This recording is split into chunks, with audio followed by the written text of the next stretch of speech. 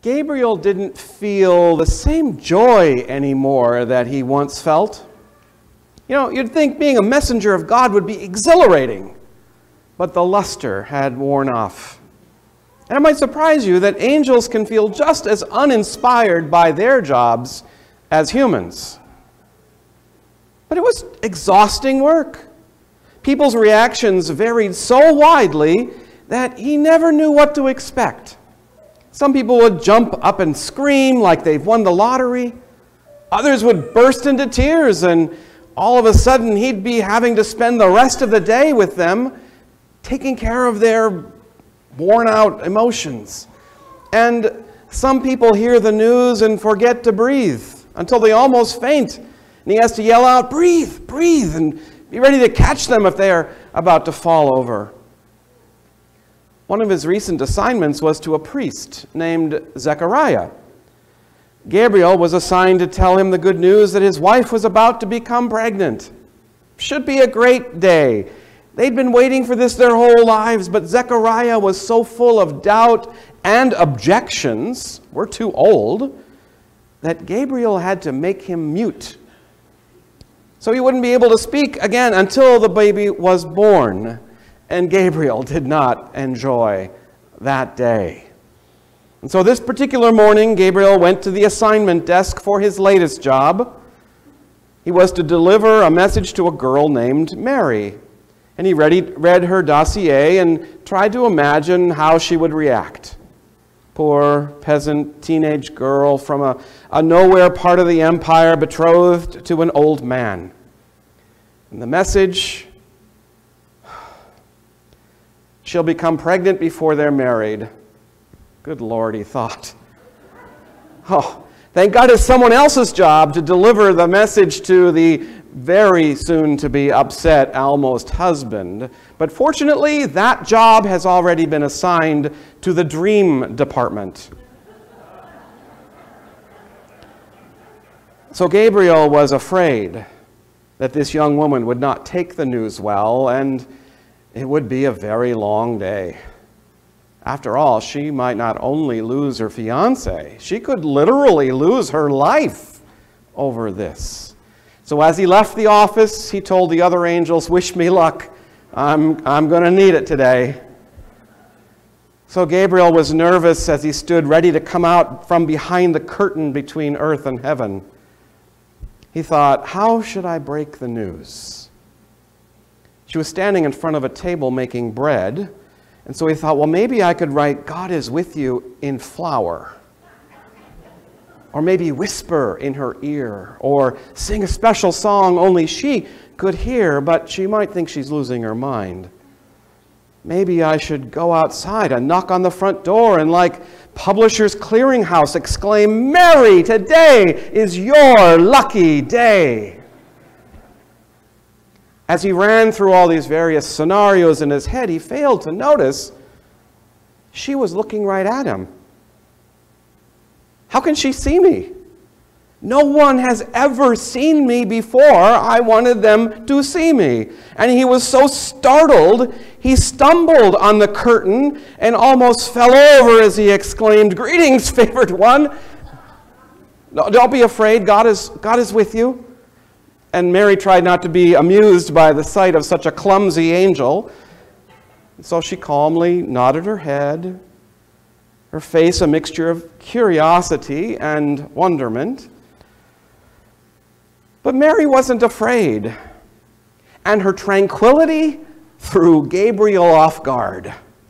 And he forgot to breathe, and he blurted out, "God has sent me to tell you that you will have a baby, a boy, and his name will be Jesus, and he will be the Son of God Most High and the Savior of the world." And he gasped for air, and he looked like he was going to pass out. So Mary reached for a chair so he could sit down. And she took in what he had to say and quietly asked, How will this be?" And took a seat next to Gabriel.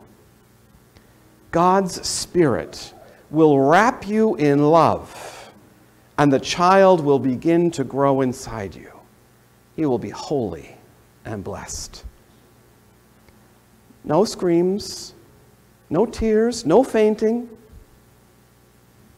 She studied her hands for a while and said, I love serving God. I'll do it. I'll be whoever God invites me to be. Gabriel did his job. But this girl had surprised him. So confident, so calm. And as he turned to pull back the curtain, he noticed that his hand was trembling. And she called out, don't be afraid, Gabriel. God is with you too. And he laughed and stepped behind the curtain. And he said out loud, I just love my job. Don't be afraid. Actually seems like a rather impractical word of advice, right? I mean, if you're afraid, how can you not be something you already are? But I have another question. Is fear always a bad thing? Sometimes fear is what keeps us safe, keeps us alive. Sometimes fear is wisdom born of experience.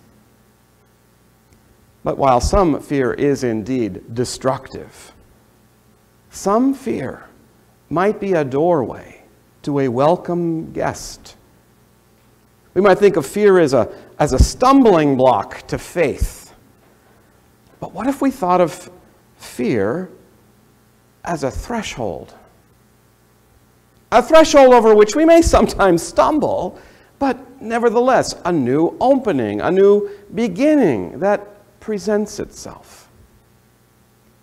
Zechariah kept a running tab on objections to why this would or would not work. He had an answer for that.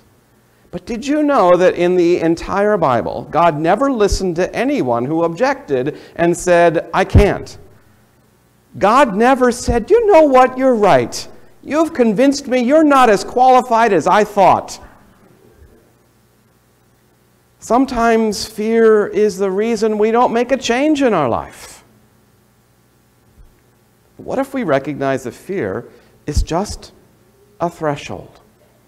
The realization, sometimes painful, that something must change. Sometimes fear is the barrier to seeking a new job, or the reason we won't go to the doctor. How about instead letting that fear be the reason we finally do something? Don't be afraid of fear. Here's the really important part. Mary and the angel Gabriel didn't just tell each other, don't be afraid. Both said, don't be afraid because God is with you. It's in our fear that God meets us. If even an angel can grow indifferent, dull, apathetic, and cynical, perhaps fear isn't so bad. Because when nothing else moves us forward, when we find ourselves going nowhere, maybe fear is our friend. You know what? That thing that ironically finally brings us peace?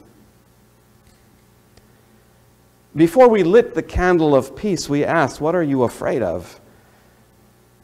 That's the place we meet God.